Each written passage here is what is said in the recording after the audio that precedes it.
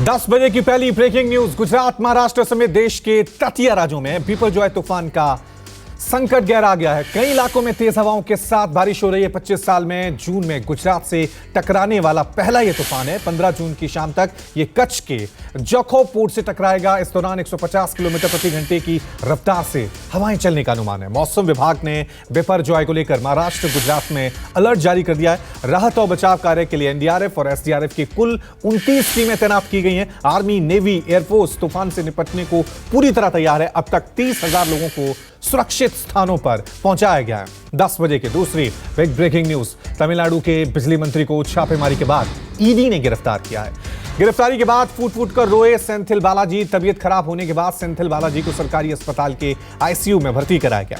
इस दौरान डीएमके के नेताओं का आरोप है कि बालाजी ने अपने ठिकानों पर छापेमारी के बाद बेचैनी की शिकायत की थी। वहीं राज्य के मंत्री पीके सेकर ने कहा कि बालाजी की हालत देखकर ऐसा लग रहा था जैसे उन्हें टॉर्चर किया गया। आपको बता दें कि ईडी के अधिकारियों ने मनी लॉन्ड्रिंग के मामले में सेंथिल बालाजी को गिरफ्तार किया है। कल सेंथिल बालाजी के ठिकानों पर ईडी ने रेड मारी थी। 10 बजे की तीसरी बिग ब्रेकिंग न्यूज। दिल्ली में केंद्रीय कैबिनेट की अहम बैठक आज है। पीएम आवास पर सुबह 10:30 बजे यह बैठक शुरू होगी। बैठक में कई अहम फैसलों पर मुहर लग सकती है। सूत्रों के हवाले से खबर है कि फर्टिलाइजर सेक्टर को लेकर आज कैबिनेट की बैठक में बड़ा ऐलान हो सकता है। साथ ही पीएम प्रणाम स्कीम को लेकर मंजूरी दे सकते हैं। कैबिनेट के साथ सीसीईए की भी बड़ी बैठक होगी। 10 बजे की अगली ब्रेकिंग न्यूज। आज दिल्ली में बिहार बीजेपी के कोर ग्रुप की बैठक है।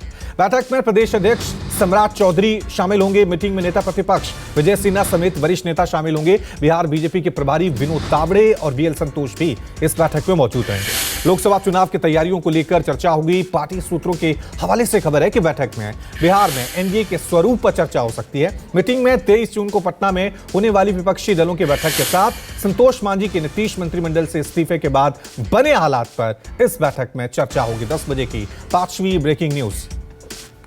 महाराष्ट्र सरकार ने नया विज्ञापन जारी किया है। विज्ञापन में सीएम शिंदे और डिप्टी सीएम फडणवीस की तस्वीर है।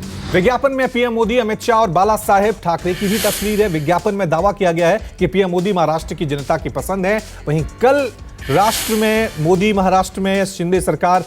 आपको बता दें कि महाराष्ट्र में जो विज्ञापन छपे थे उसमें तस्वीरें लगी थी, जिसे लेकर सियासत अब गर्मा गई है और संजय राउत ने विज्ञापन की खिल्ली उड़ाई थी। 10 बजे की अगली बिग ब्रेकिंग न्यूज।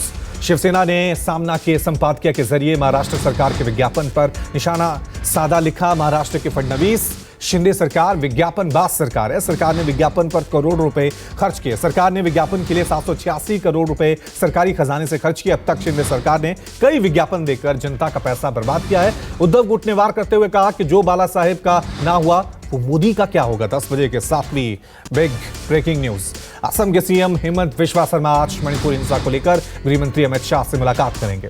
दिल्ली में शर्मा मीटिंग में शाह को मणिपुर के हालात की रिपोर्ट देंगे। 10 जून को शर्मा ने मणिपुर का दौरा किया था। सीएम एन बीरेन सिंह और अन्य अधिकारियों से मुलाकात की थी। आपको बता दें कि Hemant Biswa Sharma north east coordination council के प्रेसिडेंट हैं। शर्मा को मणिपुर में हिंसा को कंट्रोल करने के लिए जरूरी कदमों का फ्रेमवर्क। कुरुक्षेत्र में किसानों का धरना खत्म हो गया है।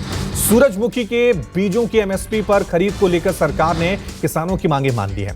हाईवे पर बैठे किसानों ने सरकार से सहमति बनने पर आतिशबाजी कर खुशी जताई। किसान नेता राकेश टिकैत ने कहा, यह लड़ाई एमएसपी गारंटी कानून की थी। सूरजमुखी की फसल पर एमएसपी बढ़ाई जाएगी। टिकैत ने कहा कि रास्ता खोल दिया गया है। बकाया 1400 रुपए प्रति क्विंटल सरकार भावांतर योजना के तहत देगी। बताया जा रहा है कि गुरुनाम चढ़ूनी समेत 9 किसान नेताओं की रिहाई जल्द ही होगी। 10 बजे की अगली ब्रेकिंग न्यूज। हिमाचल में मॉनसून ने दस्तक दी है और पहली मॉनसून बारिश ने काफी तबाही मचाई है। मंडी में बादल फटने से बाढ़ जैसे हालात हो गए हैं। करला और डोगरी गांव के कई घरों को नुकसान पहुंचा है। किसानों की कई बीघा जमीन बाढ़ में बही। बादल फटने की वजह से मंडी के गांव में अफरा तफरी का माहौल है। कई कारों के भी बाढ़ की चपेट में आने की खबर है। कुछ दुकानों पर भी बड़े पत्थर गिरे।